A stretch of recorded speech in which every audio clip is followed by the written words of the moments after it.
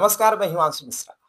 दोस्तों, आज एक ऐसी खबर लेकर आया हूँ कि जब हमारे देश के पड़ोसी मुल्कों में, चाहे बांग्लादेश हो, चाहे श्रीलंका हो या नेपाल में, कुछ वहाँ की सरकारें अस्थिर हो जाती हैं, तो हमारे देश के राजनेता और हमारे देश के लोग कहते हैं कि भारत में भी ऐसी स्थिति होगी। भारत का जो युवा है, कुछ ऐसी हरकतें करेगा, प्रधानमंत्री आवास पे आग लगा देगा, राष्ट्रपति भवन को आग लगा देगा, देश जला देगा। हमारे देश के विपक्ष के नेता लगातार ऐसे कहते हैं। आपको बिहार चुनाव के दौरान ये देखने को सुनने को मिला होगा कि आरजेडी के नेता ये कह रहे थे कि अगर आरजेडी चुनाव हार जाएगी तो बांग्लादेश, नेपाल वाला हाल कर देंगे। लेकिन ऐसा कुछ हुआ नहीं, क्योंकि बांग्लादेश, नेपाल और श्रीलंका के युवाओं की सोच हमारे देश के युवाओं से बहुत छोटी है।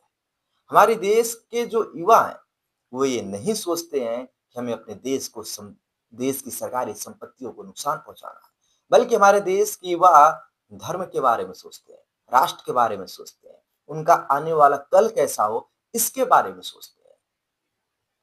देखिए दोस्तों, 2025 खत्म होने को है और लगभग हो गया है, समझ लीजिए। और हमारे देश का युवा आपको पता है क्या कर रहा है? कुछ ही परसेंट लोग हैं जो पब में जा रहे हैं, जो क्लब में जा रहे हैं, जो दारू पी रहे हैं, जो गुलछर्रे उड़ा रहे हैं। कुछ ही युवा ऐसे हैं जो कर रहे हैं। आप ये मैं क्यों कह रहा हूँ? मेरे पास कोई डेटा नहीं है जो मैं आपको बता रहा हूँ, बल्कि सामने पूरी हकीकत है, आपको वो बता रहा हूँ। हमारे देश के बड़े-बड़े मंदिर इस समय एडवाइजरी जारी कर रहे हैं कि 3 जनवरी से लेके 5 जनवरी के बीच में, मतलब 3, 4, 5 के बाद ही आप आएँ। इससे पहले आप किसी भी मंदिर में ना आएँ। काशी विश्वनाथ, बांके बिहारी, जन्मभूमि, अयोध्या राम मंदिर, महाकाल और बड़े-बड़े जो हमारे मंदिर हैं, इस समय फुल चल रहे हैं। एक दिन में 3-3 लाख से लेके 5-5 लाख श्रद्धालु उमड़ रहे हैं। अब आप सोच सकते हैं, हमारे देश का युवा कहाँ जा रहा है? हमारे देश का युवा कहाँ जा रहा है? आप सोच सकते हैं। ये उनके मुँह पर तमाचा है जो कहते हैं कि देश जला देंगे, देश ये कर देंगे, युवा ये कर देंगे। लेकिन आज हमारे देश का युवा धर्म के मार्ग पर जा रहा है। धर्म के मार्ग पर हिंसा नहीं होती। धर्म के मार्ग पर हिंसा तभी होती है जब धर्म को बचाना होता है। और ये बात शायद हमारे देश के विपक्ष के नेताओं को पता नहीं है।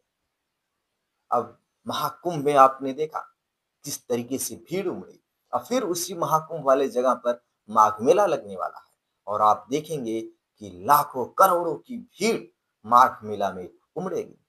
अब आप अपने दिमाग से सोचिए, अयोध्या में जब राम मंदिर बना उसके बाद इतनी भीड़ उमड़ी और आज तक भीड़ उमड़ रही है कि अयोध्या प्रशासन को नो एंट्री करना पड़ता है, एडवाइजरी जारी करना पड़ता है। इस समय बांके बिहारी और काशी विश्वनाथ मंदिर प्रशासन ने एडवाइजरी जारी किया है कि हो सके तो आप घर से ही प्रभु के दर्शन कीजिए, यहाँ मत आइए।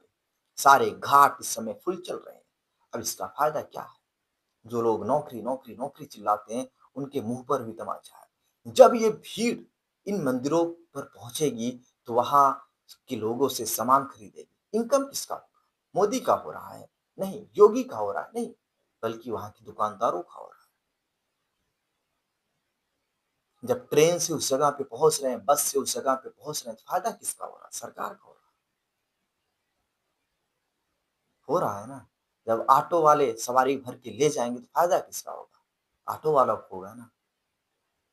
मतलब धर्म के मार्ग पर सबकी उन्नति है। अगर ब्राह्मण को दक्षिणा मिल रही है, तो नाविक को नाव घुमाने के भी पैसे मिल रहे हैं, माली को फूल बेचने के पैसे मिल रहे हैं,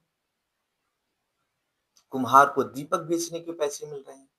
मतलब सबको सब कुछ मिल रहा है। मतलब धर्म के मार्ग पर आपके साथ कभी अन्याय नहीं होगा। तो दोस्तों, बने रहिए आप हिंदू राष्ट्र 3.0 पर ऐसे ही महत्वपूर्ण खबरों के लिए। आप सबका दिन शुभ और मंगलमय हो।